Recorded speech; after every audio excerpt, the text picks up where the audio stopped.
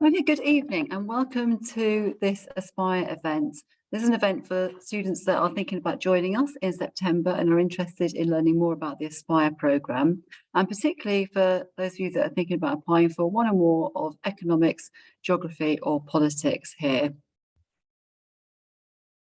So the programme for this evening, first of all, I'll just introduce myself. My name is Ellen Walkinshaw. I'm the Associate Director of Progression here. So I look after the Aspire programme, but also everything else to do with kind of how you plan for what you want to do once you've left us. So whether you want to go on to an apprenticeship or university and maybe take a gap year, anything like that.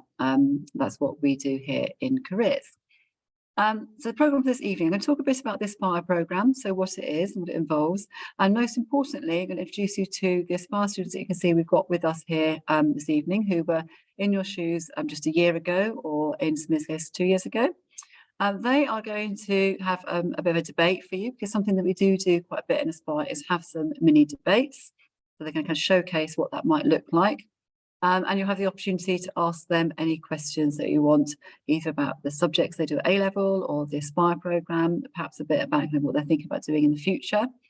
I'm going to talk a little bit about subject choice at A-level and what you can be doing between now and when you join us in September to get ready for Aspire. So first of all, the Aspire programme. So the aim of the programme is to help guide you through the process of deciding what you want to do when you leave Reigate College. So some of you might arrive here with a really clear idea already of what you want to go on to do. So perhaps a particular degree you want to study at university, or a career path that you've already got in mind. But most people actually, when they join us, don't have a very clear plan mapped out. And the Aspire programme is really kind of to help you explore all the different options there are available to you. And if you do know what you want to do, to make sure that kind of that's the right choice for you, and to advise you about being able to make a really competitive application. So at the core of the programme, the kind of centre of the programme, is a weekly session that's led by a dedicated tutor. So this is 1 hour a week on your timetable. And it's with either myself or another Aspire tutor, somebody who's really experienced at guiding you through the process of making these decisions and making competitive applications. Now, part of the Aspire programme is the extended project qualification, the EPQ. Not all Aspire students take an EPQ, so some students might not want to take one because they're studying for A-levels and it would be too much work. In most cases, we would advise people doing 4 A-levels not to take on an EPQ as well, or the equivalent of 4 A-levels. You might be doing 2 A-levels and 2 BTECs, or 3 A-levels and a BTEC. Or some students that have lots of other kind of activities they take part in outside college, or they just want to, like, they decided that managing their workload, it's best for them not to take an EPQ, and that's fine. But it is something that does really attract people to the programme, the opportunity to take an EPQ. So I'm just going to talk a little bit more about what an EPQ is. So it is the opportunity to research a topic that you have chosen. So the range of EPQ titles, as you'll see, is really broad, and you can explore anything that is of a personal interest to you. It should be something that's kind of taking you beyond the A-level specification, so something that goes beyond what you're learning in your subjects. And in most cases, certainly for people that are studying things like economics and politics and geography, it does take the form of an extended essay. So you'll be writing probably around 6,000 words in total on your topic. That includes everything from the introduction, a research review, a discussion, and conclusion and evaluation. For some of you, you might decide that you want to produce an artifact. I would say most artifacts tend to either be kind of science-based, or perhaps with more of the creative subjects. There might be some geographers or maybe even economists that are interested in, or possibly politics students, interested in a field study, which is another option at EPQ. But as I said, most people do write an essay. The EPQ counts as half an A-level. And universities really do value it, as it demonstrates that you've got the ability to study in the way that you will do when you're at university. So you're probably already aware, if you're thinking about university, that yes, you will have lectures and seminars at university, but the vast majority of work you do at university will be self-directed study. And the EPQ really demonstrates that you're able to do that already. And that's why universities really value it. Some value it so much that they will actually make you a lower offer if you have an A or an A star in your EPQ, to recognise that you've already demonstrated that ability to work independently and research independently. So some examples of EPQ titles. So these are ones that people are actually looking at either this year or did look at last year. So media literacy is a really big topic that's talked about a lot, and how far schools should be responsible for promoting that is something that one student's debating. So she's interested in going in or doing an English degree and then possibly going into journalism. So you can see how that topic's really relevant to her. Somebody else is looking at whether a country should be allowed to teach its own history. Okay, that's coming from a sort of history and politics perspective. There might be students, and again, thinking about kind of the overlap between particularly economics and sustainability and geography, that want to do something with more of a sort of sciencey focus. So this one here, looking at electric cars and whether hydrogen would be a more sustainable alternative, obviously pulls on all sorts of different subjects. So the sustainability elements of geography, but also engineering type questions as well. Questions about fast fashion have become, and like the environmental sustainability of fashion, been quite popular over recent years. And this is an interesting question that somebody's posing: will North Korea survive as an isolated country? So those are all kind of examples of dissertations. What you'll notice that they all have in common is that they're all subjects where there can be a debate. Okay, so that's the really important thing. As you start thinking, if you are interested in doing an EPQ, if you start thinking about your questions, it needs to be something that you can clearly argue for and against. So as I said, we're going to do an actual kind of spoken debate, have a small showcase or small spoken debate in a moment. And that's the sort of question that would actually make a really good EPQ topic. As I said, that people, some people do complete artifacts, and I've given you a couple of examples there of artifacts as well. So that's a bit about the EPQ, as I said, which is part of the Aspire programme. When you complete an EPQ, it will depend a bit about which part of the Aspire programme you're on, and I'll explain a bit more about that. So we do students are selected for the programme based on their GCSE scores. So we're looking at an average GCSE score of around 6.5 to be eligible for the Aspire programme. That kind of cut-off point does vary a little bit from year to year, because it depends on that particular cohort and what the GCSE scores in that year are like. Within Aspire, we do put people into groups depending on their GCSE score, and everybody on Aspire will complete the same sort of curriculum that we have, but at a slightly different time frame. So in terms of completing an EPQ, if your kind of GCSE scores are very high, so an average of 7.2 and above, you'll have the opportunity to complete your EPQs in the first year. If you've got still really good GCSE scores, but kind of up to 7.2, then you'll complete your EPQ, or you'll choose your question and start working on it in the lower sixth, complete your research over the summer, and actually write it up in the autumn term. So one of the reasons for that is that we just feel that students that come with really, really good GCSE scores, very high GCSE scores, might be wanting to apply to Oxford or Cambridge, or if they're scientists, to medicine, veterinary science or dentistry courses. And that puts a lot of pressure on you if you're doing that in the autumn term of your upper sixth year. So it's probably better for those students to be able to complete their EPQ earlier. Whereas students coming to us with those sort of like 6.4 and above averages, they generally do benefit from having a bit longer to get used to your A-level subjects, your BTEC subjects, before embarking on an EPQ as well.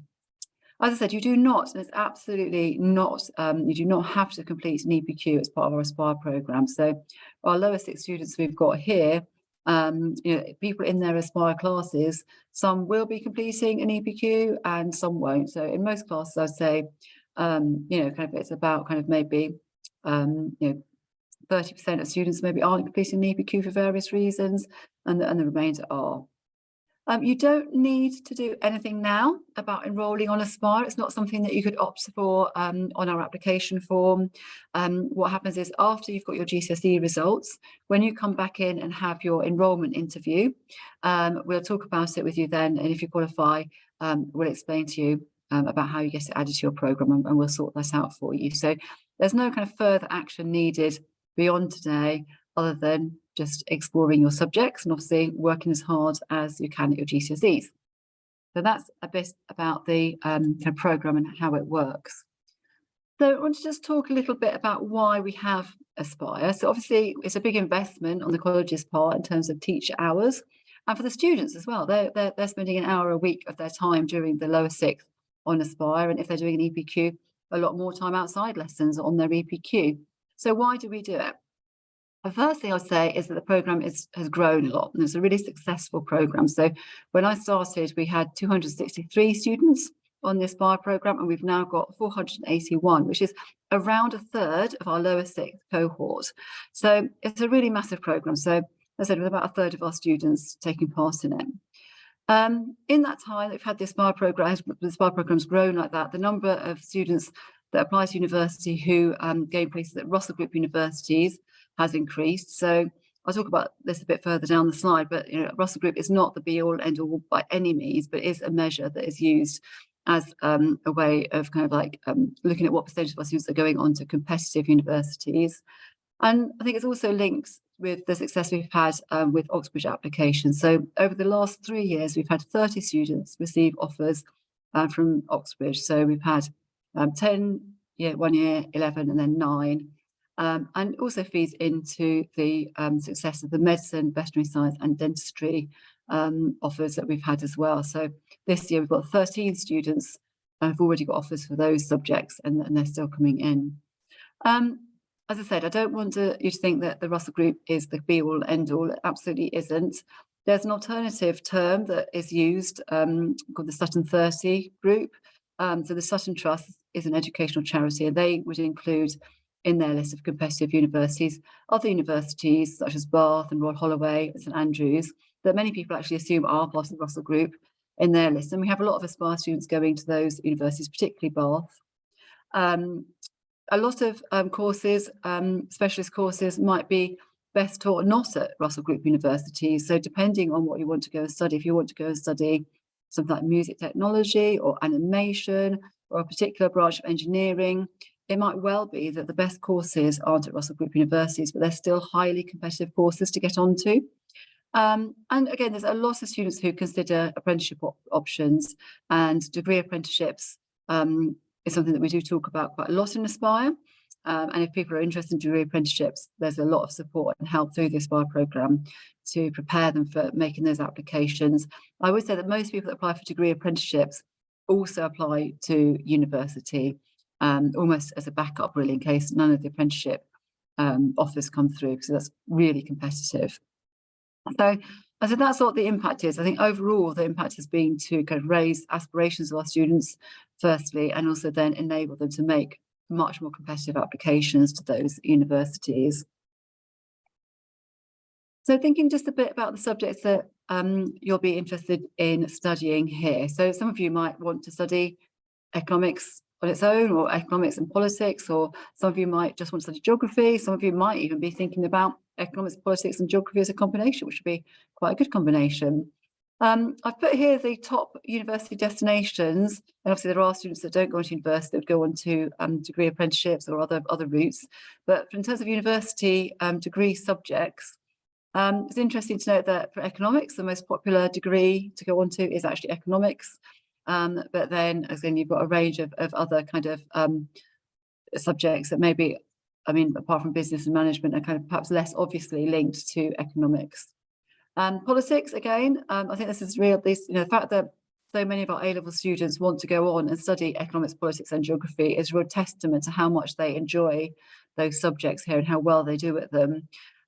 So yeah, politics remains the most popular subject choice for at degree level for politics A-level students, and geography for geography students.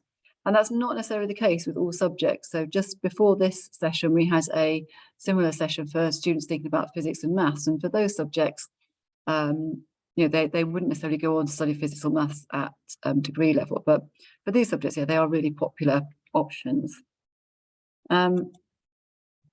So much more interesting than hearing me talk, particularly if you've already been to one of our events at Open Evening or something, is to hear from our current students. So we've got 4 students with us, and they're just going to introduce themselves, tell you a bit about what school they went to, what they're studying here, and maybe a little bit about what they've got out of Aspire. So first of all, I'm going to ask Samir if you could unmute yourself and introduce yourself. Thank you. Hi, my name's Samir. I used to go to Glyn. It's in Yule. You probably don't know it. I do economics, politics, and photography.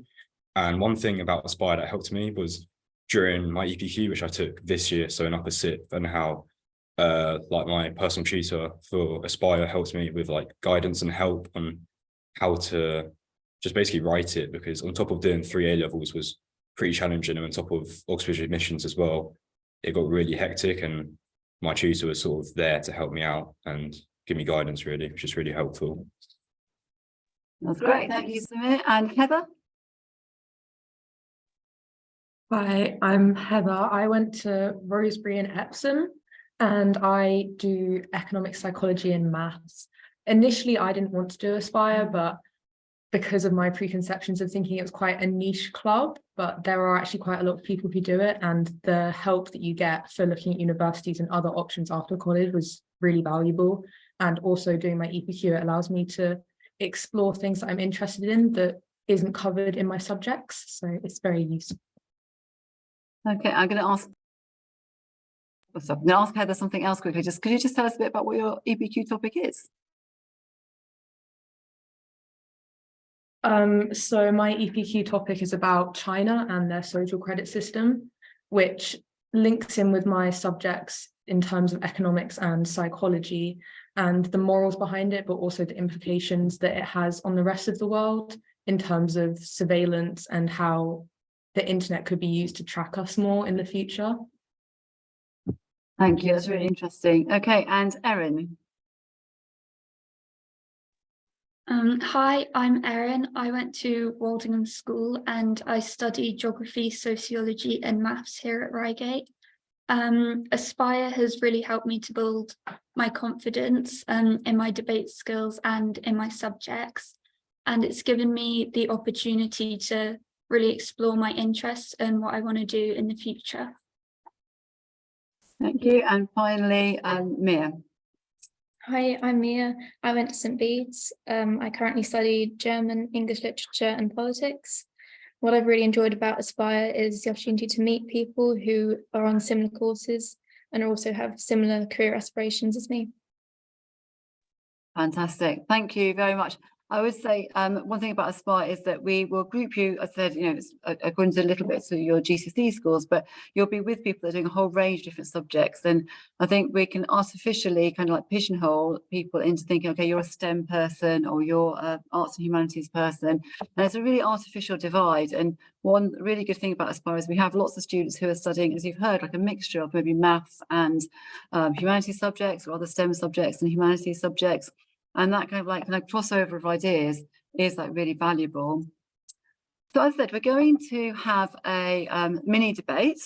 Now this is something that we do quite a lot in Aspire. So we generally start off where I will give my classes a topic that they debate. Then we move on to obviously them having more choice about what they debate. What we particularly like doing is getting students to propose a motion. So each student in the class proposes a different motion of something they would like to debate that they think is an important topic worthy of debate. And then the class votes on which motion they want to debate. And then we obviously divide the class into two, and they then have that debate. Now, a real skill in debating is to be able to debate against what you might actually feel, what you might actually think. So for the purposes of this debate, we have got Mia and Erin who are going to be speaking in favour of the motion, and Samir and Heather that are going to be speaking against the motion. But I would stress they have not necessarily chosen which side of the debate they want to be on. And once we've listened to what they've got to say, and once you've had a chance to vote on how you would vote on this motion, they will reveal to you what they actually think. So we'll start, please, with the side that's speaking in favour of the motion, giving their opening statement. Thank you. The proposal of sending asylum seekers to Rwanda to deter people crossing the English Channel in small boats is likely to be successful in preventing illegal channel crossings. This is due to the fact that the bill proposes stark consequences for people attempting to cross the Channel, including preventing them from seeking asylum in the UK and removing their right to remain in the country to have their cases heard. Legal and safe routes to the UK have been reserved for countries facing war, and large numbers of refugees. This ensures that the UK immigration system can be safeguarded against exploitation. Therefore, the presence of the bill will deter migrants from crossing due to factors of resettlement and language barriers in Rwanda. Therefore, the so-called Small Boats Bill is in place with the aim to prevent people risking their lives through dangerous crossings by acting as a strong deterrent towards illegal immigration by sea. Thank you. And then speaking against the motion, please. Sending potential asylum seekers to Rwanda to deter people crossing the English Channel on small boats is not going to be effective in its aim. This is because the people crossing are asylum seekers and are most likely to be fleeing from war-torn countries and or political corruption. And despite the UK government being corrupt with this bill, it is still much better than in other countries in the world, thus people always seek to come to the UK. For these people, their home may not exist anymore, or if they stay, their life is most definitely at threat. It is widely recognised that those facing tough times will resort to drastic measures to protect themselves, as seen with how asylum seekers flee across treacherous waters and overcrowded boats to the UK, where they could die before reaching shore. The measures the government are introducing are not considering the reasons as to why there are people fleeing to the UK. The effectiveness of this bill will be further undermined by the fact that those considering crossing the channel will know that nobody has actually been sent to Rwanda yet, making the government's threats to do so an empty one. Thank you, Samir. Okay, could we have points then? Have you got any questions for Samir and Heather? Thank you. Yeah, so in 2009, it was reported that only 15% of Rwandan people spoke English, whereas 68% spoke French. And asylum seekers coming to the UK are crossing the border from France, where they've already successfully made it. So if they were sent to England and then sent to Rwanda, they wouldn't want to go because, you know, the main reason they'd be coming to England would, instead of just staying in France, would be because maybe they can't speak French. So the language barrier would make it hard for them to get a job or seek help.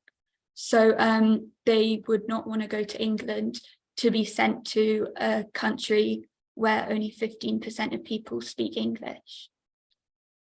Okay, do you have anything, a response to that? Well, I would say that asylum seekers would favour going to England rather than France, because France actually receives tens of thousands more of like asylum applications than the UK does. So their chances are better with applying to England or like the UK rather than France.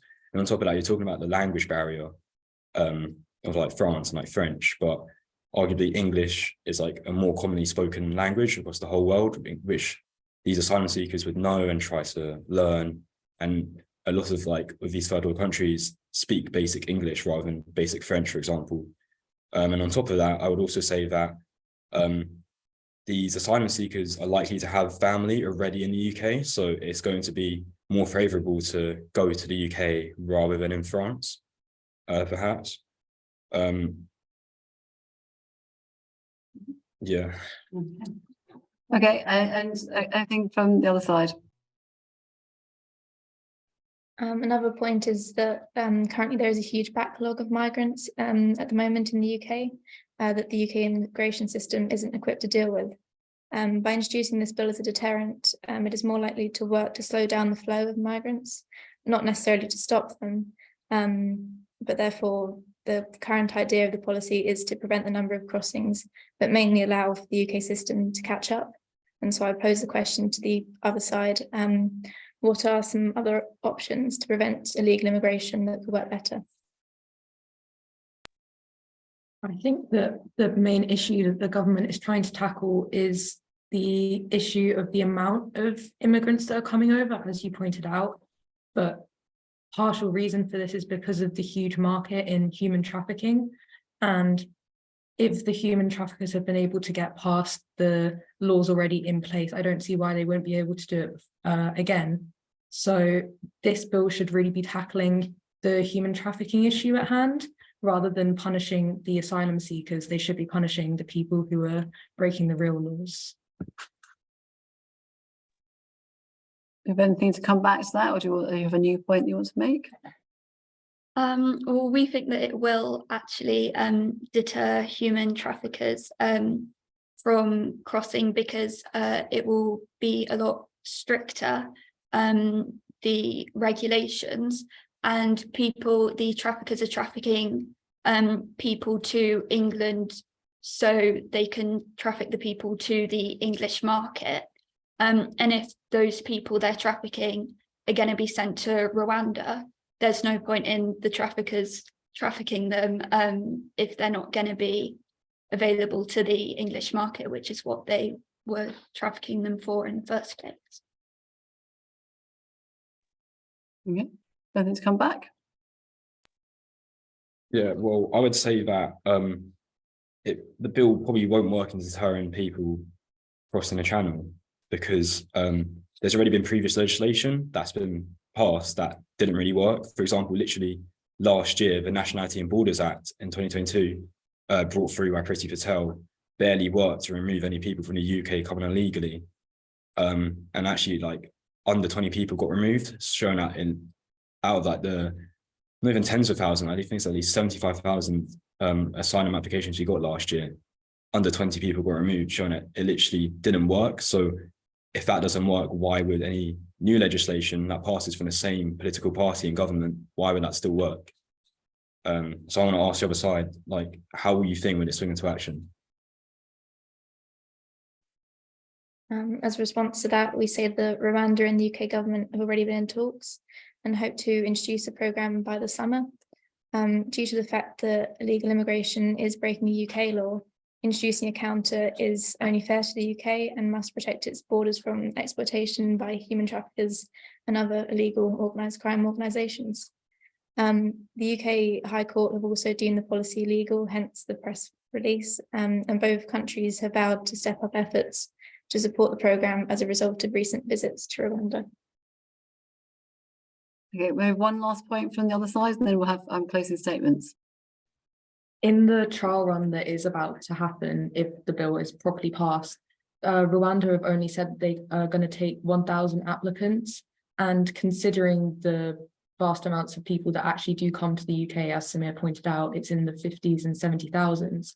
How is Rwanda actually going to be capable to take these people, considering 75% of the asylum seekers that the UK get have refugee status and cannot be sent back to the country they've come from?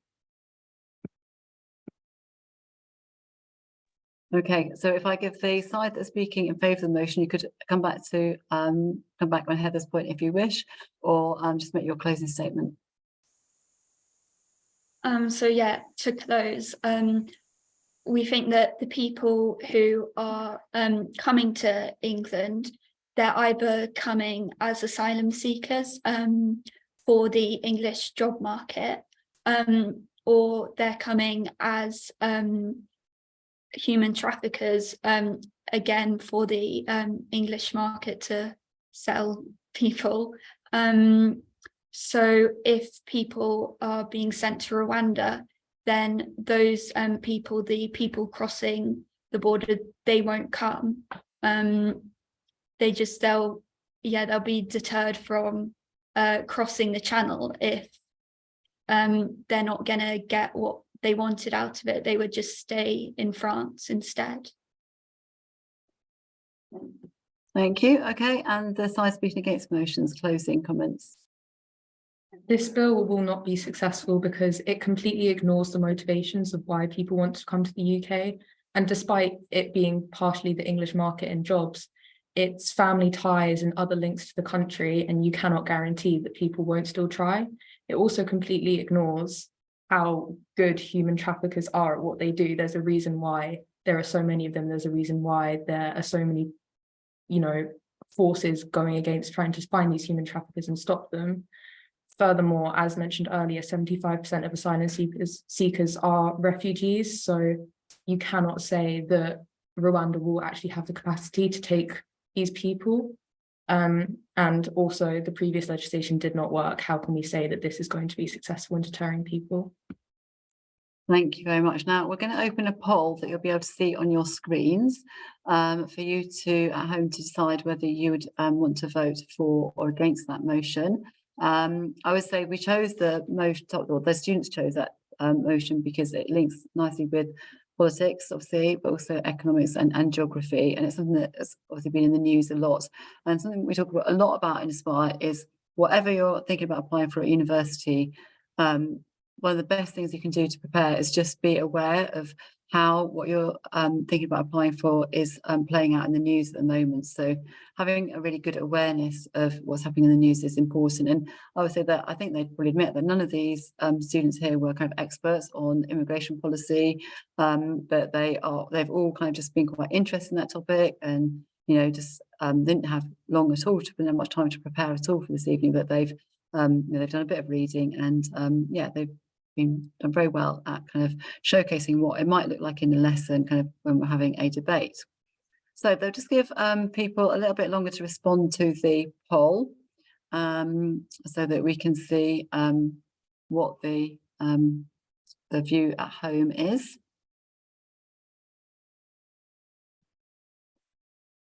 And as I said, once we've got the answers, we've closed the poll, I'll let you know what each of the students would have, which side they've chosen to be on.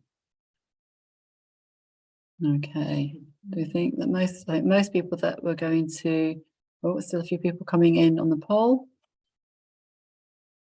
I think most people that were going to respond have responded, and we do have 27% of people in favour of the motion, and 73% of people have said they would be against the motion. So reveal yourselves then. If you were given the chance to choose which side to be on, if we go from left to right, as you can see people on our screen. So Samir, first of all. I am against the motion, so the way I argued, pretty much, because it's pretty inhumane, and even in like the first couple of sentences of the bill, it says it's 50% illegal. So if it's illegal, then it's likely to not be humane either. So I don't think it's going to get passed. Heather, sorry. I also agreed with what I said. I just don't think that it's actually sustainable. I don't see how we're going to be able to keep sending people to Rwanda.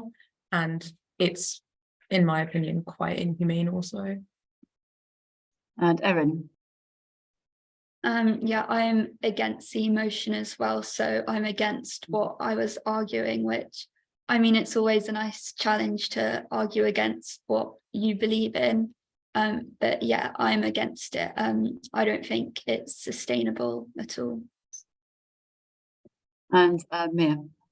I'm also against the motion. I also believe that it isn't as sustainable as they've said, and definitely isn't the right way to go about things. Okay, thank you very much. So as I said, that's something that we do on quite an informal basis, really, in Aspire lessons. We also have debating society, debating club that's run by Toby, who's one of the other Aspire tutors. So if you really like debating, you can do lots of it if you are here. So now we've got a chance to ask questions of our panel. So you might have a question that you want to ask a particular student. Or there might be general questions, so I'll field them to the person I think most able to answer them, or there might be ones that are more kind of related to me. So first question, a good question about EPQ topic. So does your EPQ topic need to be relevant to the degree you want to study? Now, obviously, if you're in one of those classes of Aspire that are doing your EPQ in the first year, you have to choose your EPQ topic quite early, and it might be that you choose an EPQ topic before you really know what you want to study at university. So in some cases, you might end up applying for something that isn't related to your EPQ topic, but that's also useful because actually what universities are mostly interested in when they see somebody's doing an EPQ is that they've developed lots of independent research skills. So the content of the EPQ is unlikely, however able and brilliant and fantastic you are, to be probably groundbreaking research that a university admissions tutor hasn't heard before. but they will, so the content maybe is not so important, it's the skills that you've got from doing it. So it won't matter really if your EPQ topic is not what you end up applying for at university. Obviously it would make sense for it to be relevant. So I might get Mia, if that's okay, to talk about her EPQ topic, because I know that is very relevant to what she is thinking about applying for at university. So maybe just tell us what your topic is and how it relates to what you want to do in the future. I'm hoping to go on to study international relations, and I've decided on my EPQ topic to be around international relations and how it's interacting with the digital world and how different policies can be implemented in order to safeguard people online in international ways. So that's really helped me learn more about the degree topic and what I would love to do in the future. Thank you. There's another question about how much time do you need to allow for completing an EPQ. So it has half the number of guided learning hours associated with it, which is like what the exam was used to say, how long a qualification should take you as an A-level. So it's 140 guided learning hours. In terms of how that pans out week by week, maybe like Samir would be a good person to talk to, because obviously he's actually completed his, whereas the others are in the process. I mean, how much time do you think it took, and how did you maybe manage your time to make sure you completed it? I say like it was pretty time consuming, but it's definitely manageable. And I took it in the second year, so I would have had to apply for like UCAS, so like universities, Oxford admissions, and still doing 3 A-levels. So it's pretty doable in the time given. It's just really important, I would say, to make sure you like the topic you're picking it on, because you're going to be spending a lot of time on it, and the time is likely to go a lot quicker, and the process will be easier if it's something you're going to enjoy researching and talking about, I would say. Great advice, thank you. Okay, so how is time split in Aspire lessons? So I'll start answering that, but while I'm answering, maybe like perhaps Erin or Heather might want to sort of chip in as well. I mean, the debates, so between debates and EPQ and uni applications. So the vast majority of your EPQ, you will actually do complete outside of your Aspire lessons. So in Aspire, we'll talk about things that are actually useful, even if you're not doing an EPQ. So how to go about research, how to reference, and how to choose a topic initially, and those sorts of things. But the vast majority of time actually writing it is outside your lessons. Uni applications. So at the moment, we're at the stage of looking at some personal statement examples and starting the very early stages of drafting personal statements. So I would say I mean, university applications is probably kind of the majority of the time, but I wouldn't really separate that out from debating an EPQ. It's kind of like all part of the same thing. So maybe kind of like Erin, could you, sorry, that doesn't be Heather, that's Heather. First of all, just talk to us a little bit about what maybe a typical Aspire lesson might be like. I mean, it changes from one lesson you might be doing debating in the first half and then researching about unis in the second half, to it only being about universities in one lesson. But I'd say it mainly is focused on what you're going to do after college rather than your EPQ, because as mentioned, like not everyone does do an EPQ, so it would be unfair to talk to everyone about the EPQ all the time. But there's definitely 15 minutes where they'll say, this is what you need to be getting on with, go do this at home to be getting on with your EPQ if you do an EPQ. Anything to add to that, would you say, Mia? I think on that as well, you get set deadlines for your EPQ, which I found really helpful. So although you don't have the guidance in lessons or as much as you might think you would, outside there's kind of more of a structure put to it, which I found really easy to help me follow and make sure I'm staying up to date with all my research. So a good question here about when is an EPQ topic decided. As I said, it depends on whether you're doing EPQ in the first year or the second year. So if you're doing it in the first year, you need to choose it in the autumn term of the first year. If you're doing it in the second year, you'd be choosing it around now, so about a term later. Absolutely, you can start to research the topic before you start college. We'll set some new starters work on the website. So when those new starters tasks are launched, which will be emailed about after Easter, that is around EPQ and what you can be doing to get ready for an EPQ. So that was a good question. I would definitely say that an EPQD is helpful if you're not applying to university, because it's, again, it's about all of those kind of like time management skills and things that students have been talking about that would be very relevant for employers as well as universities. This is a question for all of you, because I think I'm right in saying, Nod, that you all had sixth forms at your schools that you could have stayed at. Okay, so this is a question, maybe each of you answer it. Was there one thing that made you choose a college over the sixth form in your previous school? So obviously we would just be we're not looking to criticise schools at all, but what made you choose sixth form college here? I say let's go from left to right. So Heather first. I really was searching for just more independence. At my school, I felt like my hand was being held a little bit too much. And at Reigate, you have the opportunity to manage your time how you want to. And I think that's really going to help me make the next step from if I want to go into uni or straight into the world of work. I have a lot more knowledge on how to just manage time and get tasks done. That's me. I like how I chose college because the teachers only teach like A levels. They don't teach lower school, so they're more specialized in teaching A levels, which is good because ultimately you want to do good in your A levels. Compare that to my old school where you have the sixth form. Let's say if you're a year 13 student like myself, you'd be having a teacher that'd be teaching a year 7 class and a year 13 class at the same time, which is not very helpful. And like the teachers are just more specialist here to A levels, I would say. Thank you. And Erin? Yeah, mine is similar to Heather's. I think that college is quite different from sixth forms at schools, and it gives you a lot more independence. It's a lot more similar to university, so it's kind of a nice like step before going to university. You get a lot more independence. And also, I mean, my school's sixth form didn't offer sociology, which I really wanted to do. So, yeah. I don't know if you've got anything to add, really. Most things might be said. Was there anything to add?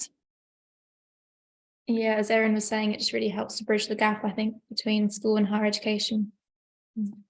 Back to Erin, actually, it's a question about geography.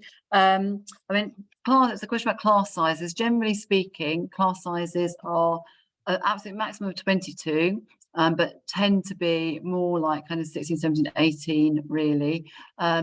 Erin, do you know how many people there are in your geography class? Can you sort of picture how many people there are about?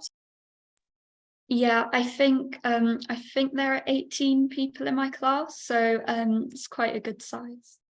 Yeah, and it varies from subject to subject. So if it's my daughter is in the lower sixth and she does German, and there's 7 people in her German class.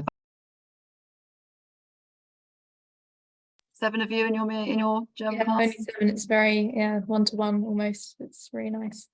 And in terms of Aspire class, somebody's asked how people are grouped for Aspire. So they're not grouped by subject. So there'll be all these students are in Aspire classes with students doing a whole range of subjects. But the class sizes for Aspire are a bit smaller.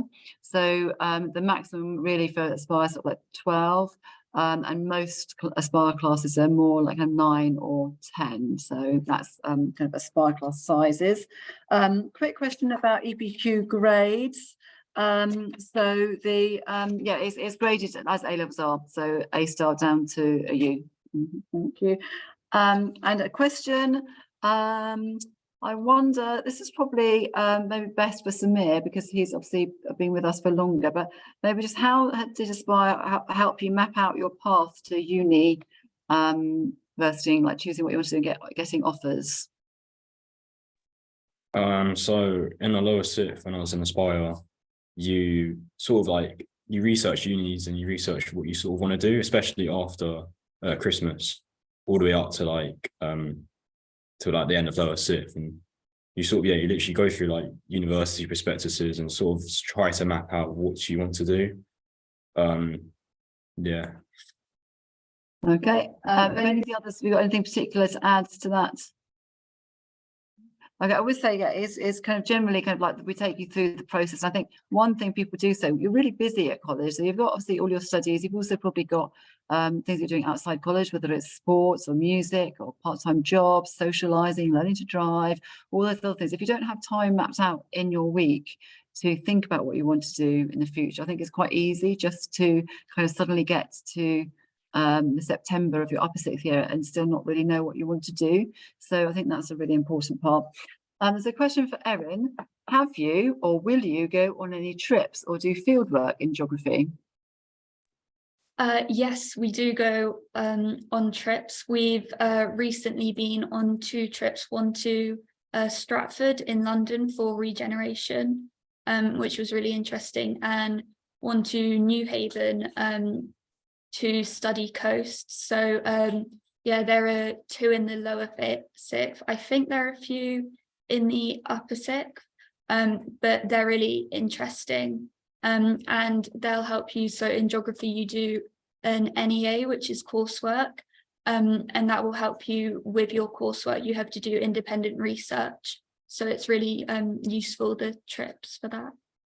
Great, thank you. The question about whether, this is one for me, I think, is whether there's a maximum number of people that can take part in the Aspire programme. I mean, one of the reasons we say that it's approximately an average of 6.5 to join the Aspire programme is because obviously if we had a huge number of students applying with higher GCSE results, we might need to look at how many classes we could actually staff.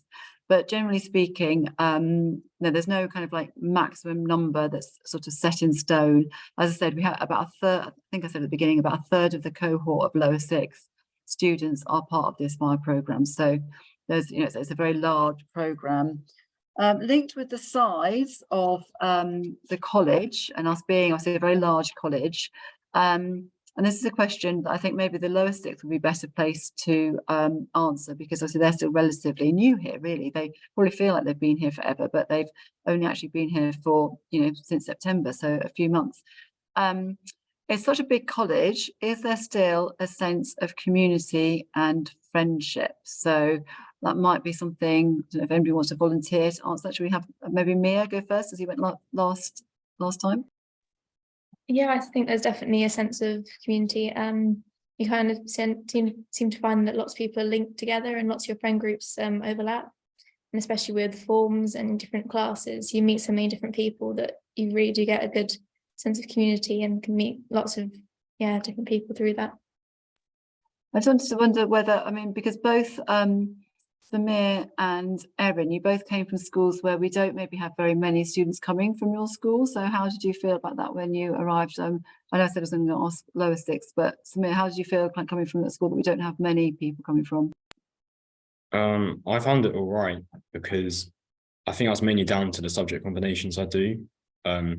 So like I do photography, and the people who do photography don't exactly do economics and politics. So I had like a few photography friends who have like media friends, and then I have my like economics friends, and like it's like you eventually figure out that everyone's connected through like I think maybe one person, which is pretty surprising when it's like over 1,000 people in your year. But I found it pretty all right, because I think there's literally like I think 4 or 5 people came from our school. So, and I'm actually not friends with them, so like it doesn't really matter. Anything to add to that, Erin? Yeah, so when I came to Reigate, I actually didn't know anyone at the college. No one from my school came, but it was actually, I met a lot of people, and as Samir and Mia both said, you know, you kind of meet someone in one of your classes or your tutor group, and you'll meet another person, and everyone's connected, and you know, before you know it, you'll know a lot of people. And so I've made a lot of friends here, which is nice. But yeah, you do make friends quickly. Thank you very much. A practical question, and I think some of you do this. I saw you with them earlier. Could you bring an iPad as a substitute for taking notes in a notebook? Do people do that? Is that acceptable? Do you find it useful to do that? And do you want to volunteer? Samir, you had, I thought, yeah, do you want to answer that? So personally, I don't use an iPad. I use a MacBook, so like a laptop. But my mate who uses an iPad, like it's just easier for him, and obviously there's a lot more like digital apps that like allow note taking to be a lot easier and like convert it and everything. So it's definitely a thing. I know teachers aren't against it as well. You just got to make sure that it's right for your subject, because for some subjects you get given like a booklet, for example, where you just fill in a booklet. But even that, so in my politics class we get given booklets, but then there's a couple people, including myself, we fill the booklets out digitally, so we get sent a digital copy. So like you can either write like by hand or digitally, it doesn't really matter, to be honest. Yeah, so I think a lot of flexibility, like for what suits you best as a learner. So that's good. There, I should stress that there are also, you don't have to bring your own laptop. We have laptops in the ILC, in like the Independent Learning Centre, that you can basically borrow from the ILC, take 2 lessons or use around college and return. So that's quite good. How is EPQ marked? So it's moderate. We mark your EPQ supervisor, who's your Aspire tutor, will mark it initially. Then it's moderated internally, and a sample is sent off to the moderator. A good result, so universities want to see A's and A stars in EPQ. And then we're running out of time a little bit, so we've got a couple more things to do. Yeah, ask a question about predicted A-level grades. Do they need to be high to maintain a placement? You don't get sort of thrown off the Aspire programme if your grades kind of like drop down. We kind of think that, you know, by having those GCSE results, you've got the potential to do really well. And it's our job to really kind of like help you and support you. So no, you don't get thrown off the Aspire programme. What I would say, when you're thinking about what you want to do and select to do in the upper sixth, you'll be choosing an upper sixth tutorial pathway.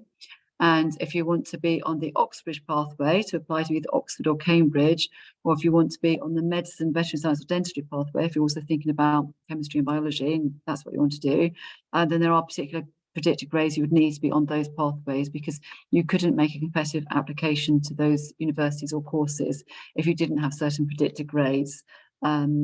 So that's going into the second year. Yes, there would be kind of predicted grade requirements, but certainly no, we don't kind of yeah, it's all very inclusive and friendly. And I think that's one of the nice things about Aspire. Probably after, you'll get 4 interim reports home during the year, and after each interim report, you know, sometimes it's quite a shock that you might have got used to getting 8s and 9s all the time, maybe at GCSE doing really well, and then suddenly, you know, you do an assessment and you get a grade that's kind of lower than anything you've had before, and you'll find that maybe other people in the Aspire class are also like kind of struggling a bit, and you can talk to each other and kind of be a bit of a support group for each other as well. So I think that's a really positive thing about Aspire. So no, we certainly don't kind of throw people off Aspire if you're, yeah, you don't do so well, and that we just want to support you because we do believe you've got the potential to do very well. That's the last question. So there are a couple more things that we want to talk about. There is an email address at the end, so if you have questions that haven't been answered, you can get in touch. So I think advice about choosing A-levels, do choose what you're good at and what you're going to enjoy. Okay, so think about which GCSEs you're enjoying, and also obviously look at your grades and how you're doing in them.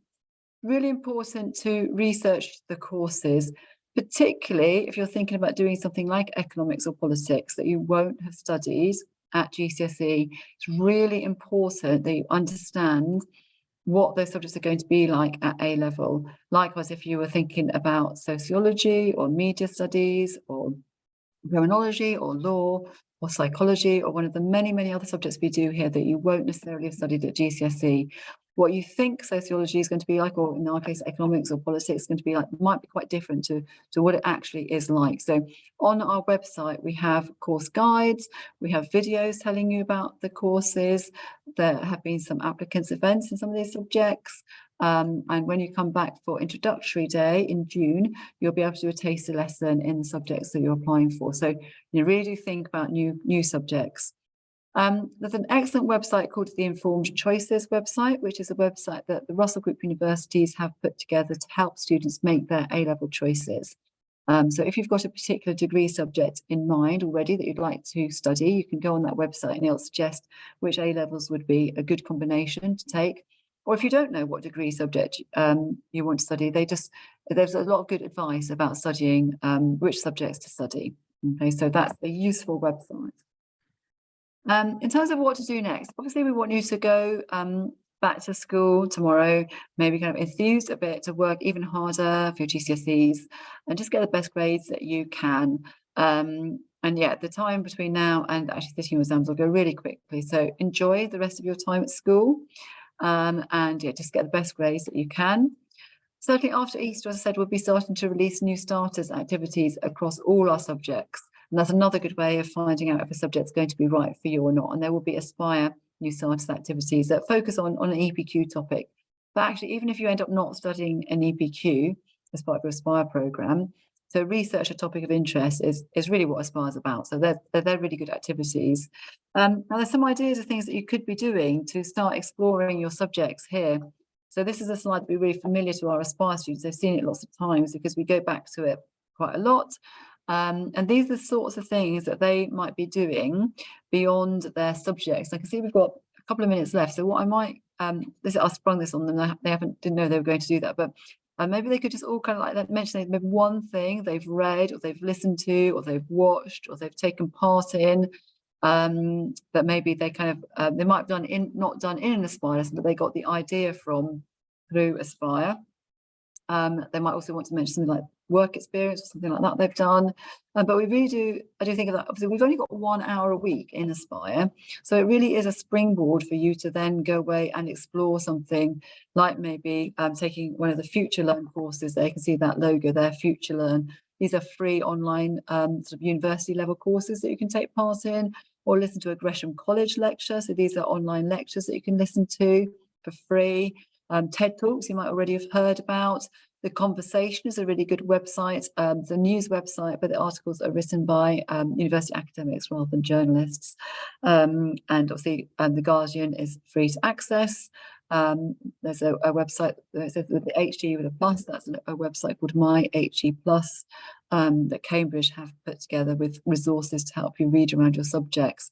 So we really encourage you, between now and when you join us, to just enjoy exploring around your subjects a bit in preparation for perhaps completing an EPQ or just thinking about what you might like to study at university. So if we can just really quickly go, maybe we'll start with Mia, because I know she's done some really interesting work experience, so she could talk about that.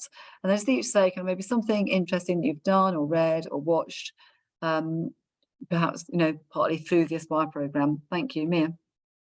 For my work experience, I shadowed my local MP, and that was just really interesting and really gave me a sense of what it was like to work in the office. And yeah, that was really helpful. And also something that I've watched outside of lessons has been LSE public lectures, and they were really interesting and helped me with my EPQ topic. Thank you. Erin?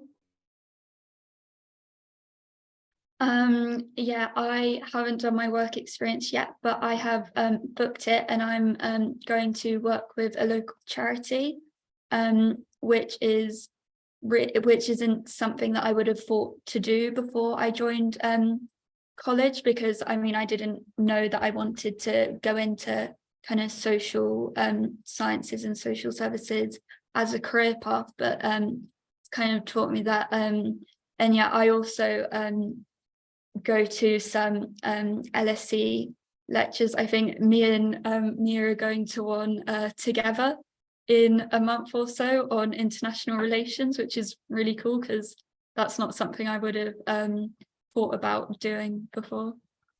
Thank you. Okay, and then as we're Samir next. I think Erin and Mia sort of said it, but LSE lecture is actually like really good. I've been to quite a few. You can put it into your personal statement if you apply to uni, which is really helpful as well. And the idea of going to lectures stemmed off from Aspire, but you don't need to go in person. They do it virtually as well, so like you're always able to watch it. You could watch it literally whilst you're eating, which is what I did a couple of times. But yeah. Great, thank you. And Heather? I haven't been to any LSE lectures, but videos like TED Talk online and lots of the other lectures are very helpful in just kind of broadening your horizons and your interests. And we do actually look at them in Aspire sometimes and use them for debates and stuff like that.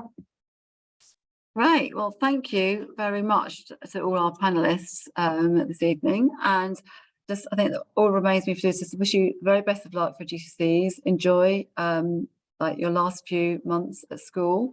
We are on Facebook and on Instagram, so you can follow Reigate College on Facebook and Instagram. And I would say, you know, if you're thinking about kind of college and like kind of being, you know, what it's like to be a student, then if you can just follow us on Instagram, you'll get a real flavour for the types of things that go on at college, and particularly those activities that like will really welcome you and help you make friends when you get here.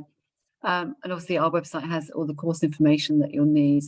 At the end of the session, please don't log off yet, because there is a short online survey for you to complete. It will take you less than 30 seconds, and it's really useful for you to complete that, because then obviously we can improve what we do and make our sessions next year and in the future kind of like more tailored to what you would like to find out about and know about. So please do complete that before you log off, and enjoy the rest of your evening.